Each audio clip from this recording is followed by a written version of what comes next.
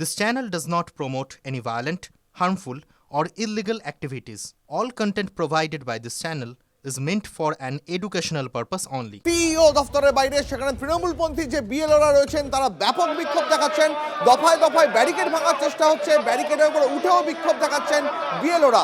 সেই ছবি দেখাবো এবং কি পরিস্থিতি সেখানে জানবো আমাদের প্রতিনিধি সোমা আমাদের সঙ্গে রয়েছেন এই মুহূর্তে। সোমা, এখন কি পরিস্থিতি? কারণ আধ ঘন্টারও বেশি সময় হয়ে গেল তৃণমূলপন্থী বিএলওরা তারা ব্যাপক বিক্ষোভ প্রদর্শন করছেন।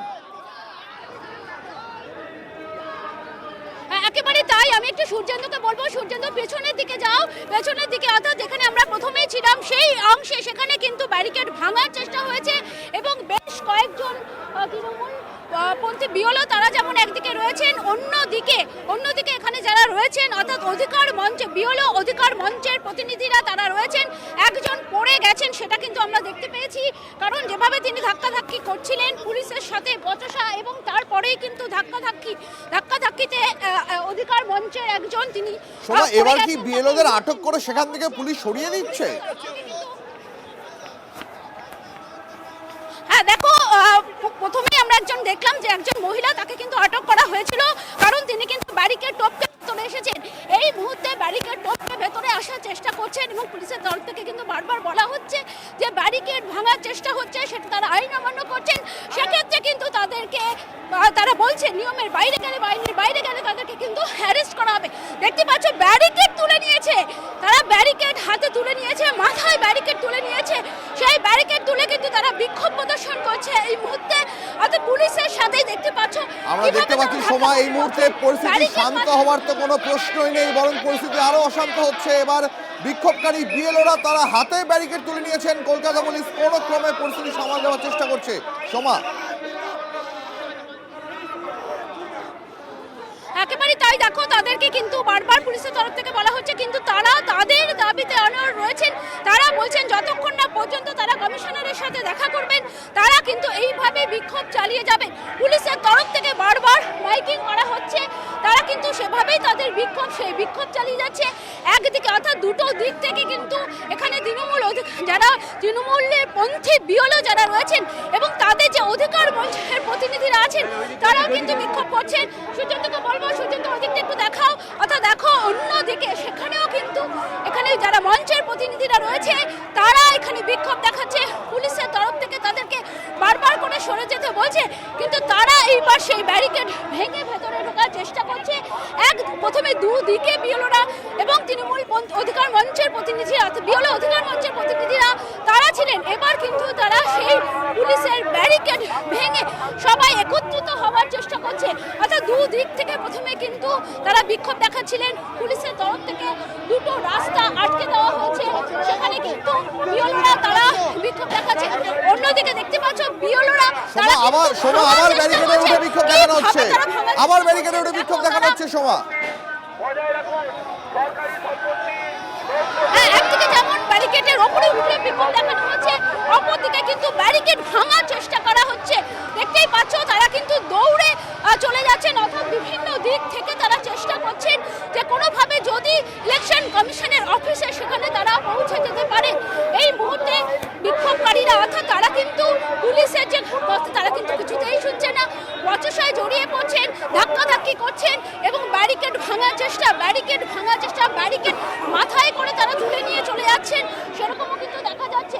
অর্থাৎ দেখো পুলিশের তরফ থেকে বারবার তাদেরকে বলা হচ্ছে সরে যাওয়ার জন্য, কিন্তু তারা কোনোভাবেই এখান থেকে সরছেন না।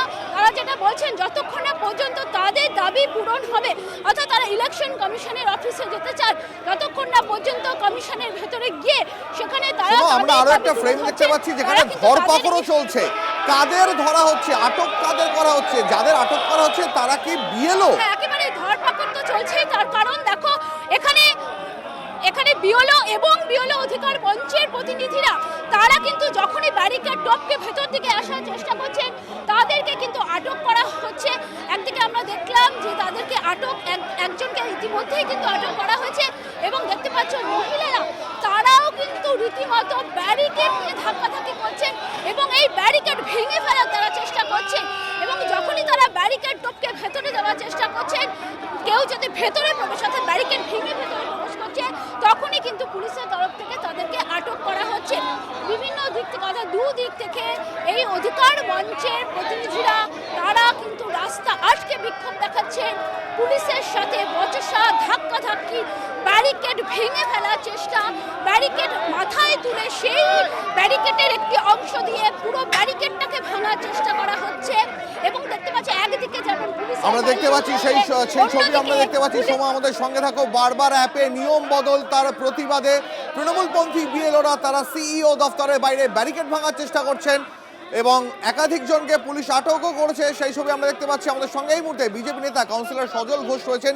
সজলবাবু, যে ছবি আমরা এই মুহূর্তে দেখতে পাচ্ছি, তৃণমূলপন্থী বিএলওরা তারা নির্বাচন কমিশনের দপ্তরের বাইরে তারা ব্যাপক বিক্ষোভ দেখাচ্ছেন।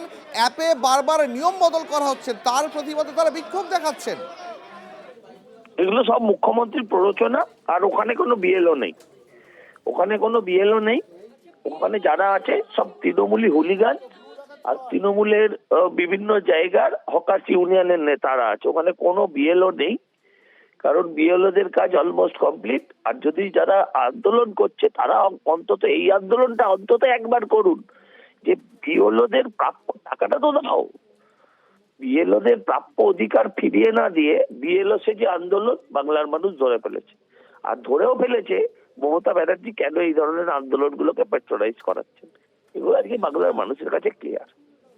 সজলবাবু, অনেক ধন্যবাদ। যে ছবি আমরা সরাসরি আপনাদের দেখাচ্ছি, সিইও অফিসের সামনে দফায় দফায় বিক্ষোভ চলছে। বিক্ষোভ প্রায় 40 মিনিটেরও বেশি সময় ধরে বিক্ষোভ চলছে এবং বিক্ষোভ থামার তো কোনো নামই নেই, বরং দফায় দফায় ব্যারিকেড ভাঙার চেষ্টা হচ্ছে। ব্যারিকেডের উপরে উঠেও বিক্ষোভ দেখাচ্ছেন অনেকে। পুলিশ কোনো রকমে, কলকাতা পুলিশের তরফে বারবার মাইকিং করা হচ্ছে, ব্যারিকেডের ওপর থেকে নামতে বলা হচ্ছে, আইন শৃঙ্খলা পরিস্থিতি বজায় রাখার জন্য অনুরোধ করা হচ্ছে পুলিশের তরফে।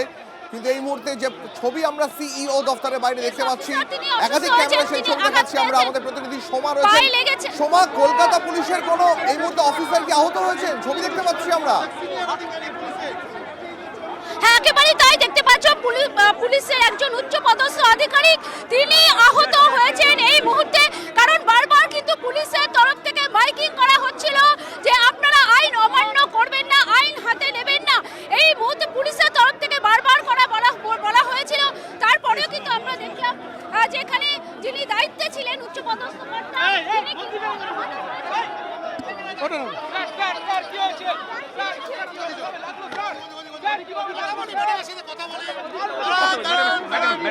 এই মুহূর্তে পরিস্থিতি সামলাতে ডিসি সেন্ট্রাল তিনি এই মুহূর্তে এখানে এসেছেন এবং উচ্চপদস্থ পুলিশ কর্তা তিনি আহত হয়েছেন।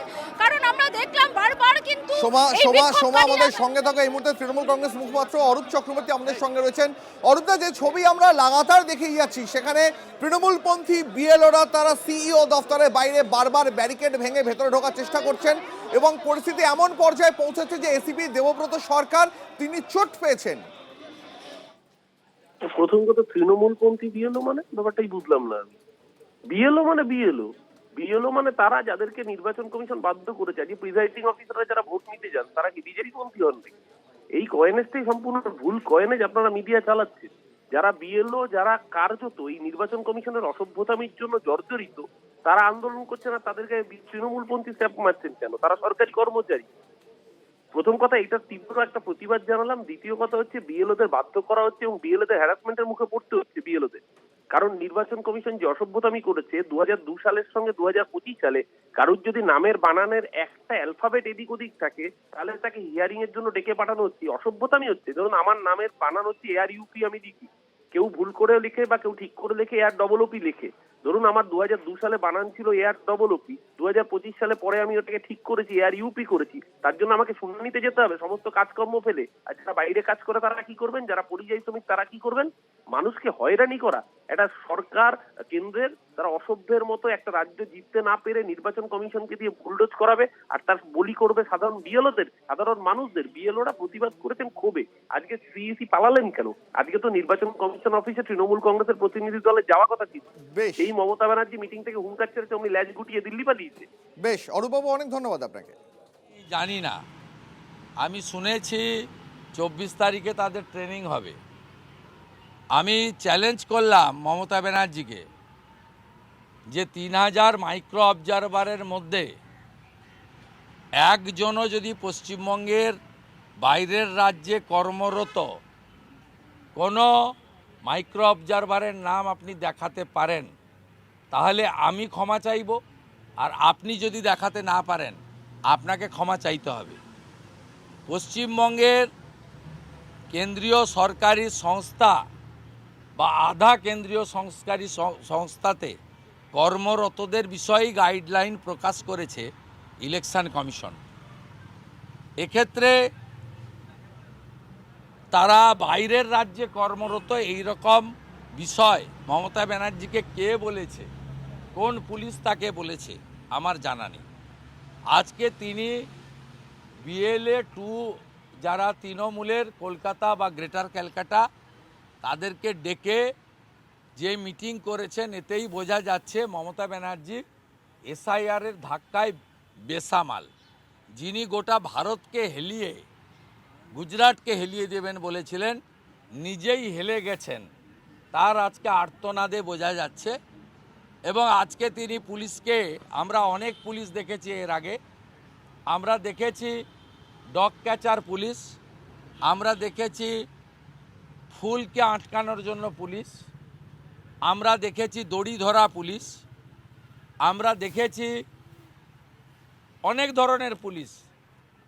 এই প্রথম দেখলাম মমতা ব্যানার্জি পুলিশকে বলছেন রাজনৈতিক কর্মসূচির মাইকটা কেন পুলিশ দেখে নিল না। তাই আজ থেকে পশ্চিমবঙ্গে আরও একটি পুলিশ চালু হলো, mic testing police. Mic testing পুলিশের আজকে উদ্ঘাটন করলেন মাননীয় পুলিশ মন্ত্রী নেতাজি ইন্ডোর স্টেডিয়ামে। আজকে তিনি নিজের রাজনৈতিক দলের লোকেদের বিভ্রান্ত করেছেন। তিনি বলেছেন নাম না থাকলে 6 নম্বর ফর্মে আবেদন করতে ERO বা EROর কাছে। আমি তৃণমূলের BLA 2দের বলবো, আপনাদের নেত্রী, আপনাদের সুপ্রিমো তথ্য জানেন না, পড়াশোনা নেই এবং ভেতরে ঢোকেন না, লোক কান দিয়ে দেখেন। এক্ষেত্রে আপনারা এর বুদ্ধিতে পড়বেন না। BLO যারা বুথে বুথে আছেন তাদের কাছেই 6 নম্বর ফর্ম দিতে পারবেন, 7ও দিতে পারবেন, 8ও দিতে পারবেন। আর শুনানির সময় ERO বা ERO আপনাদের ডাকবেন, মাইক্রো অবজারভারের উপস্থিতিতে শুনানি হবে। শুভেন্দুদা বারবার করে মমতা বন্দ্যোপাধ্যায় অমিত শাহকে টার্গেট করেন, অমিত শাহকে নিয়ে বাজে কথা বলেন। এত রাগ কিসের অমিত শাহকে নিয়ে? এবং তিনি আজকেও বলেছেন যে অমিত শাহ ষড়যন্ত্র করছেন, প্রধানমন্ত্রী হয়তো সবটা জানেন না, তিনি স্বৈরাচারী। কেন টার্গেট অমিত শাহ বারবার? উনি যেভাবে ইলেকশন কমিশনকে ঠকিয়েছেন আরিজ আফতাবকে রেখে, সেই ঠকাতে পাচ্ছেন না, তাই রাগটা গিয়ে পড়েছে কেন্দ্রীয় স্বরাষ্ট্রমন্ত্রীর উপরে। যদিও ইলেকশন কমিশন সংক্রান্ত বিষয়ে স্বরাষ্ট্রমন্ত্রীর প্রত্যক্ষ কোনো রোল নেই, সবাই জানেন আপনারা। দ্বিতীয়ত, তিনি রাজীব সিনহার মতো চাটুকারকে বসিয়ে রাজ্য নির্বাচন কমিশনের মডেলে ভারতের নির্বাচন কমিশনকে চালাতে চেয়েছিলেন। সেগুড়ে বালি দিয়েছে ECI এবং CO দুটো অফিস। এটাতে ওনার খুব রাগ হয়েছে। ওনার রাগ হয়েছে ইলেকশন কমিশনের অফিসকে নিজের পার্টি অফিসে পরিণত করতে চেয়েছিলেন। এক চিঠিতে election commission shipping corporation of ইন্ডিয়াতে অফিস শিফটিংয়ের ব্যবস্থা করে দিয়েছেন। ওনার রাগ হয়েছে সুব্রত গুপ্তদের মতো, মিস্টার মুরুগানদের মতো, ডি অর্জুনদের মতো আরও একাধিক IAS অফিসার ওনার কাছ থেকে তালিকা না নিয়ে সরাসরি ইলেকশন কমিশন কেন এদেরকে স্টেট অবজারভার করে ইলেকশনে পাঠিয়েছে। উনি যেভাবে গত 6 বছর আরিজ আফতাবকে দিয়ে ইলেকশন কমিশনের অফিস চালিয়েছেন, সেটাতে চালাতে পারছেন না। তাই উনার রাগটা গিয়ে দিল্লির উপরে পড়েছে এবং ভারতবর্ষের বর্তমান আয়রনম্যান স্বরাষ্ট্রমন্ত্রী নরেন্দ্র মোদীজির যোগ্য মন্ত্রিসভার সহকর্মী, যার নেতৃত্বে ডক্টর শ্যামাপ্রসাদ মুখার্জির স্বপ্ন পূরণ হয়ে 370 ধারা 35-এর এ কাশ্মীরে বাতিল হয়েছে, সেই অমিত শাহজিকে টার্গেট করেছেন। এতে কোনো লাভ হবে না। ডিএসআর নাম্বার সাল শেষ হতে যাচ্ছে, আর মাত্র আপনি 4 মাস কয়েকদিন আছেন। আপনি ভালো করে কেক খান, এক্সমাস পালন করুন, নলেন গুড়ের পায়েস খান, জয়নগরের মোয়া খান, আর যা যা আনন্দ করতে চান করে নেন। এপ্রিল মাসের পরে আপনাকে কেউ কম্পার্টমেন্টাল চিফ মিনিস্টার আর বলবে না, যেহেতু আপনি আমার কাছে হেরেছেন। আপনাকে এবারে প্রাক্তন মুখ্যমন্ত্রী বলবে। বাংলায় জেতান দিল্লি কেড়ে নেব, কর্মীদের ভোকাল টনিক মমতা। হ্যাঁ, বাংলায় জেতান দিল্লি কেড়ে নেব। উনি দিল্লিকে হেলাতে গেছিলেন, মেসি কাণ্ডে এমন হেলা হেলিয়েছেন, গাড়ি ঘুরিয়ে নিয়ে পালিয়ে গেছেন বাড়িতে। 15 বছরে প্রথমবার কয়াকারে পা, গাড়ি ঘুরিয়ে মারছুট, এ দৃশ্য আপনারা দেখেননি। তো ভগবানের মার, এ মার চলতে থাকবে। 100 দিনের প্রকল্প থেকে গান্ধীর নাম বাদ। আরে রাম তো একটি মহাকাব্যের চরিত্র। কে বাদ দিয়েছে? বাপু কাকে বলা হয়? বাপু কাকে বলা হয়? এইসব মিথ্যা কথা, ঢপবাজি। আপনি অ্যাম্বুলেন্সগুলো ছবি লাগিয়েছেন, 60% টাকা তো নরেন্দ্র মোদীজির ভারত সরকারের। জাতীয় যে স্বাস্থ্য মিশনের টাকা আপনি অ্যাম্বুলেন্সগুলোতে লাগিয়ে দিয়েছেন নিজের ছবি। আপনি পারেন করতে? আপনি প্রধানমন্ত্রীর অরুণোদয় কর্মসূচি, সোলার আলো, আপনি কয়েকদিন আগে বিজ্ঞাপন দিয়েছেন আলোশ্রী বলে। অতএব বাপুকে, নেতাজি সুভাষচন্দ্র বসুকে, সর্দার প্যাটেলকে কী করে রেসপেক্ট দিতে হয়, এটা নরেন্দ্র মোদীকে আপনার কাছ থেকে শেখাতে হবে না। অতএব নাম ছোট করেছে যাতে বেশি লোক বলতে পারে, শব্দবন্ধন কম খরচ করতে পারে, কিন্তু বাপুর নামে হয়েছে। আর বাপু মানে সবাই জানে মহাত্মা গান্ধীকেই সম্মান দিয়ে বলা হয়। অতএব আপনার এসব কথা মাথায় সাজে না। আপনি আরবি সংস্কৃতিকে বাংলায় আনতে চান। আপনি আমাকে প্রত্যেকটা কর্মসূচিতে বাধা দেন। আর আজকে হুমায়ুন কবির বেলডাঙ্গাতে তার রাজনৈতিক দলের প্রকাশ করলো, তাকে অনুমতি নিতে হয়নি, 500 পুলিশ পাঠিয়েছেন। আপনি মা কালীকে প্রিজন ভ্যানে তোলেন, আর বাবরের নামে ধর্মীয় প্রতিষ্ঠান গড়ার জন্য আপনি 1000 পুলিশ দাঁড় করান। আপনার মুখ থেকে সব কথা মানায় না। দীপু দাস, বাংলাদেশের এক হিন্দু যুবক, মিথ্যা প্রচার করে জ্যান্ত পুড়িয়ে দিয়েছে। মুখ্যমন্ত্রীর মুখ থেকে কোনো বক্তব্য নেই কেন? দীপু তো বাঙালি, দীপু তো গুজরাটি নয়, বিহারি নয়। আপনার একটা শব্দ নেই কেন?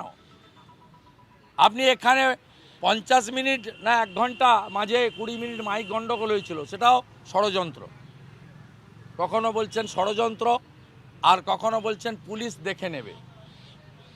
সেখানে তো আপনি একবারও দীপু দাসের মর্মান্তিক ঘটনা নিয়ে মুখ খোলেননি। অতএব মানুষ দেখছে আপনি এবারের নির্বাচনে চুরি যাতে করতে না পারেন, তার জন্য ইলেকশন কমিশন চেষ্টা করছে। আমরাও অধীর আগ্রহে অপেক্ষা করে আছি। গত লোকসভা ভোটে সব দফাতে আপনার লোকেরা ক্যামেরা বন্ধ করে ভোট করেছিল। আমার অনেক দিন ডিউ আছে, তথ্য প্রমাণটা সামনে আনা, সেটা আমি আপনাদের নতুন বছরের প্রথম সপ্তাহে দিয়ে দেব। খবর মিলছে যদি তিনি রাজসাক্ষী হন তাহলে কি তৃণমূলের বিপদ আসন্ন? তৃণমূলের কি বিপদ আসন্ন? না, যদির উত্তর দেব না। রাজসাক্ষী হবেন? যদির উত্তর আমি দিতে পারবো না, হবেন কিনা উনি বলতে পারবেন। উনি বলতে পারবেন, আমি বলতে পারবো না। বিজেপির মমতাবাদ আপনারে বিভাজন করার চেষ্টা করছেন, আপনারা মতুয়াদের মধ্যে টাকা দিয়ে বিভাজন করার চেষ্টা করছেন, এই অভিযোগ করছেন মুখ্যমন্ত্রী এবং মতুয়াদের উদ্দেশ্যে তিনি বলেছেন যে আপনারা বিজেপির কথা বিভ্রান্ত হবেন না। বিজেপি যা করে সবই টাকা দিয়ে, আর উনি যা করেন সব কিছু ভালোবাসা দিয়ে। ওনার এই মিথ্যাচার অনেক মানুষ দেখেছে। উনি বরাবরই হিন্দুদের বিভক্ত করতে চান।